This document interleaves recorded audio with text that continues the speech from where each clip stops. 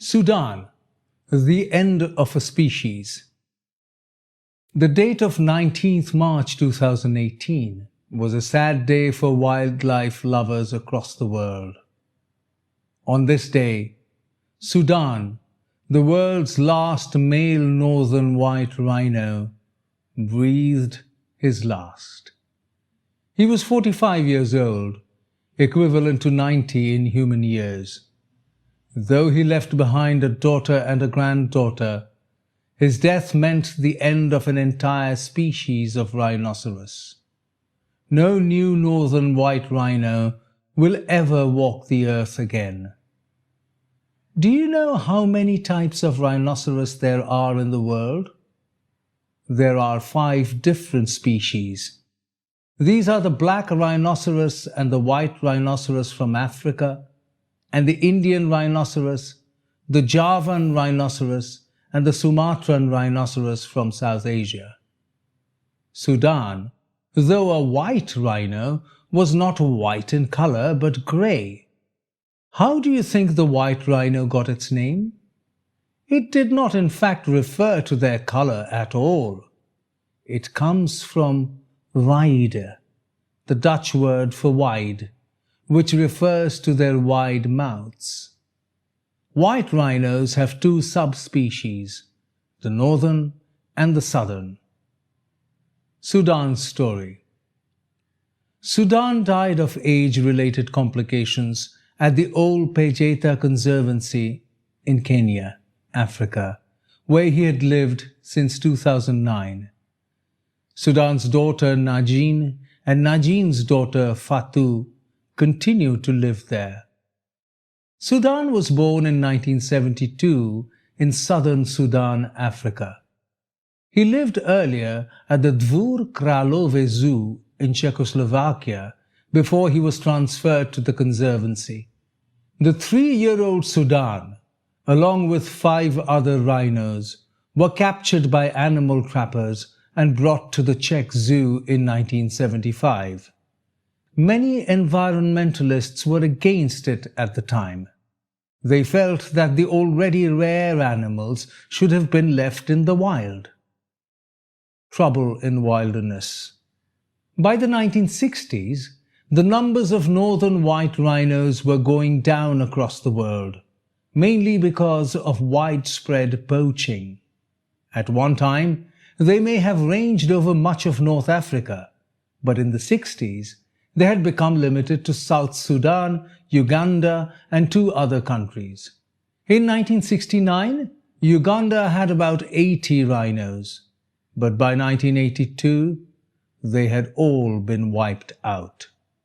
In 1981, aerial surveys were done to find more rhinos in the Shambe region, where Sudan had been captured 6 years ago.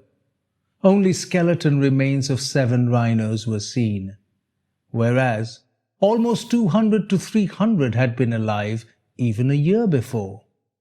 By the early 2000s, the last few dozen wild northern white rhinos in the Democratic Republic of Congo had been killed. By 2008, the northern white rhino was believed to be extinct in the wild. Why are rhinos so prized by poachers? It is for their horn, which contains keratin, the same substance that is present in our hair and nails. But superstition and traditional medicine have led people to believe that the horns can cure incurable diseases. Owning a rhino horn is also thought to be a status symbol. The horns are sold at very high prices, which increases the greed of merciless poachers. Even though Old Pejeta has round-the-clock security with armed guards watching over each rhino, the fear of poachers is high. Efforts at captive breeding.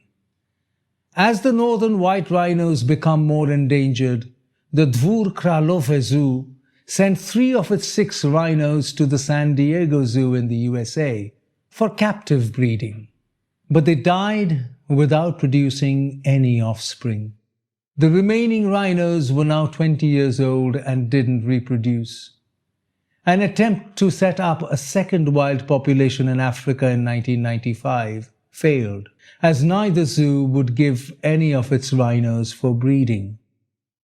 Sudan's death. At the end of 2017, Sudan was suffering from an infection in his right hind leg. Although his condition improved after some time, the infection returned. In March 2018, his condition got worse despite intensive care. Unable to stand up and suffering a great deal in his last 24 hours, Sudan was put to sleep. White rhino conservation.